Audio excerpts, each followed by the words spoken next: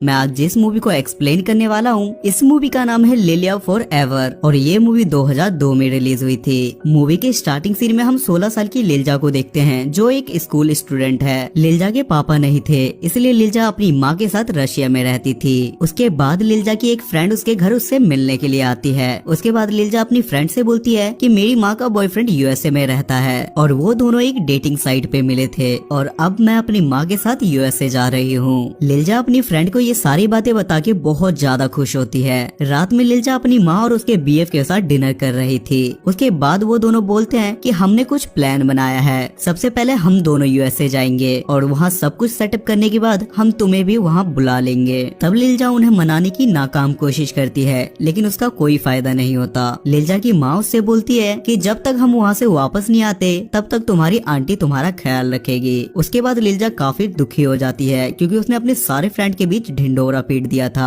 और वो जाने के लिए काफी एक्साइटेड थी। नेक्स्ट मॉर्निंग लिल्जा फिर से अपनी माँ को मनाने की कोशिश करती है लेकिन उसकी माँ नहीं मानती और वो अपने बॉयफ्रेंड के साथ वहाँ से चली जाती है। घर पहुँच के लिल्जा देखती है कि उसकी आंटी उसके घर आई हुई है और वो उसे अपना सारा सामान पैक करके अपने साथ चलने के लिए बोलती है। वो उसे दूसरे घर ले जाती है जहाँ पे रूम बहुत ही ज्यादा गंदा और काफी छोटा था, जिस पर लिल्जा उनसे बोलती है कि मैं यहाँ नहीं रह सकती और मैं वापस अपने पुराने घर जा रही हूँ। जिस पर उसकी आंटी बोलती है कि तुम्हें इसी घर में रहना होगा क्योंकि पुराने घर का रेंट बहुत ज्यादा है और मेरे पास इतने पैसे नहीं है कि मैं उस घर का रेंट भर सकूं। इसलिए लिल्जा वहाँ से गुस्से में निकल जाती है पर उसके पास कोई ऑप्शन नहीं था। तब वो थोड़ी देर के बाद अपने घर वापस चली जाती है और सबसे पहले वो वहाँ की अच्छे से सफाई करती है। आधी रात को लिल्जा के घर के बाहर एक बच्चा खेल रहा था और वो खेलते खेलते रात को वहीं सो जाता है। नेक्स्ट मॉर्निंग लिल्जा स्कूल जाती है और थोड़ी देर में वो अनकंफर्टेबल होकर वहाँ से वापस आ जाती है क्योंकि उसने अपने सारे दोस्तों को बताया था कि मैं यूएसए जा रही हूँ। रात को लिल्जा के दोस्त उसके घर उसे मनाने के लिए जा रहे थे और ये बच्चा भी बोलता है कि मुझे भी अपने साथ ले चलो, लेकिन ये लोग उस बच्चे को मना कर देते हैं। जिस पर वो बच्चा उन्हें एक ट्यूब देता है और वो लोग उस बच्चे को अपने साथ लेके चले जाते हैं। वहाँ सब लोग सस्ते नशे करते हैं और लाउड म्यूजिक बजा के पार्टी करने लगते हैं, जिससे पड़ोस की आंटी काफी ज्यादा डिस्टर्ब होने लगती है और वो वहाँ आके उन्हें म्यूजिक बंद करने के लिए कहती है लेकिन ये लोग नहीं मानते। उसके बाद लिल्जा की फ्रेंड अपने बॉयफ्रेंड के साथ मस्ती करने लगती है और उसे देखकर ये छोटा बच्चा भी लिल्जा के पास जाने लगता है, जिस पर लिल्जा उसे मना कर देती है और बोलती है कि तुम अभी बहुत छोटे हो।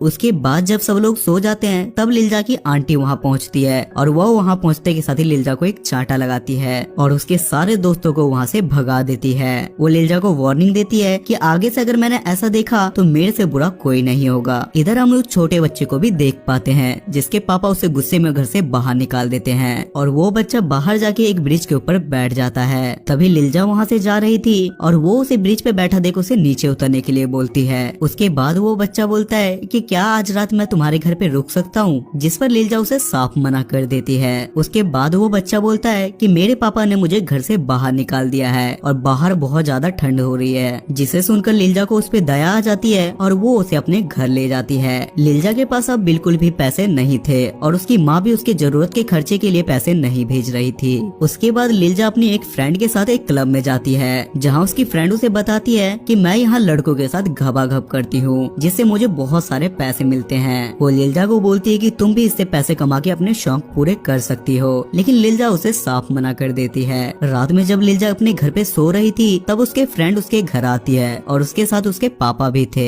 वो लिल्जा को कुछ पैसे देती है और बोलती है कि तुम अपने पैसे वापस ले लो, लेकिन लिल्जा को यहाँ पे कुछ भी समझ नहीं आता कि उसकी फ्रेंड ने उसे पैसे क्यों दिए। अगले दिन वो अपने फ्रेंड से मिलकर अपनी फ्रेंड से बोलती है कि तुमने मुझे पैसे क्यों दिए, जिस पर वो बोलती है कि रात को मेरे पापा को मेरे पास से पैसे मिले और पूछे जाने पे मैंने बताया कि ये मेरी फ्रेंड लिल्जा के पैसे हैं जो क्लब में जाके लड़कों के साथ घबाघब करके पैसे कमाती है। जिस पर लिल्जा उस पे काफी गुस्सा हो जाती है और उससे बोलती है कि तुम ऐसा कैसे कर सकती हो और लिल्जा गुस्से में वो सारे पैसे डस्टबिन में फेंक देती है। जब लिल्जा उस छोटे बच्चे के साथ बाहर बैठी थी तो कुछ लड़के उस पे कमेंट कर रहे थे क्योंकि अब सब जगह ये फैल चुका था कि लिल्जा पैसे कमाने के लिए घबाघब करती है, लेकिन लिल्जा किसी को अपनी सफाई नहीं देना चाहती थी। उसके बाद जब लिल्जा घर आती है तो उसे पता चलता है कि बिजली बिल ना भरने की वजह से उसके घर की बिजली काट दी गई है। उसके बाद लिल्जा फिर से उसी डस्टबिन में पैसे चेक करने के लिए जाती है ताकि वो अपनी बिजली का बिल भर सके, लेकिन उसे वहाँ पैसे नहीं मिलते।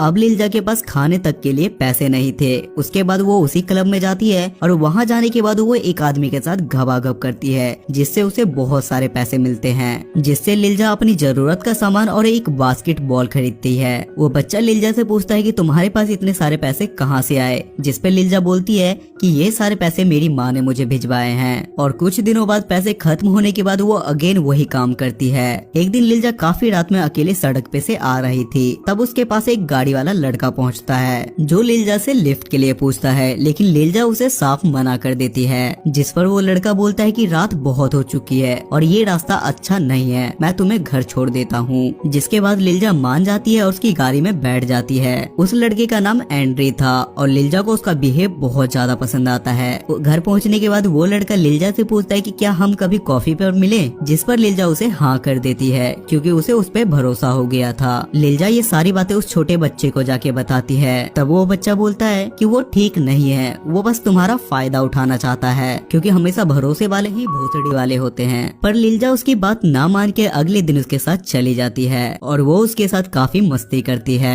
और अगले दिन अगेन वो उसके साथ घूमने के लिए जाती है, जहाँ एंड्री उससे बोलता है कि तुम्हें मेरी कंट्री स्वीडन जाना चाहिए, जहाँ तुम एक अच्छी जॉब करके अपने सारे सपने पूरे कर सकती हो और तुम्हें मेरे साथ स्वीडन चलना चाहिए। और घर पहुँचने के बाद लिलजा ये सारी बातें भी उस बच्चे को बताती है और रात में वो कमिट करने वाले सारे लड़के उसके घर पे आके लिलजा के साथ घबाघब करते हैं, लेकिन वो छोटा बच्चा कुछ नहीं कर पाता। ये सब होने के बाद लिलजा को इस जगह से नफरत हो जाती है और वो डिसाइड करती है कि वो अच्छी लाइफ जीने के लिए स्वीडन जाएगी। अगले दिन वो एंड्री से इसके बारे में बात करती है, लेकिन एंड्री उस छोटे बच्चे को अपने साथ ले जाने के लिए मना कर देता है। और घर आने पर लिलजा से वो बच्चा पूछता है कि क्या मैं तुम्हारे साथ चल सकता हूँ, जिस पर लिलजा बोलती है कि पहले मैं वहाँ जाके सब कुछ सेटअप कर लूँ, उसके बाद मैं तुम्हें ले जाऊंगी। वो बच्चा लिलजा से बोलता है कि एंड्री तुम्हें फंसाने की कोशिश कर रहा है, लेकिन लिलजा उसकी बातों को इग्नोर कर देती है। उसके बाद लिलजा एंड्री के साथ वहाँ से जाने लगती है, जहाँ एंड्री उसके लिए एक फेक पासपोर्ट लाया था, जिस पर लिलजा उससे पूछती है कि तुमने ये फेक पासपोर्ट क्यों बनवाया, जिस पर एंड्री उससे बोलता है कि तुम बस 16 साल की हो, जिसके कारण तुम्हें वहाँ जॉब नहीं मिलेगी। उसके बाद एंड्री लिलजा को सॉरी बोलता है और बोलता है कि सडनली मेरी दादी माँ की बहुत ज्यादा तबीयत खराब हो चुकी है और वो लास्ट टाइम मुझे देखना चाहती है और मैं तुम्हें स्वीडन में मिलूंगा, जिस पर लिलजा भी मान जाती है। और एंड्री बोलता है कि वहाँ तुम्हें मेरा बॉस पिकअप करेगा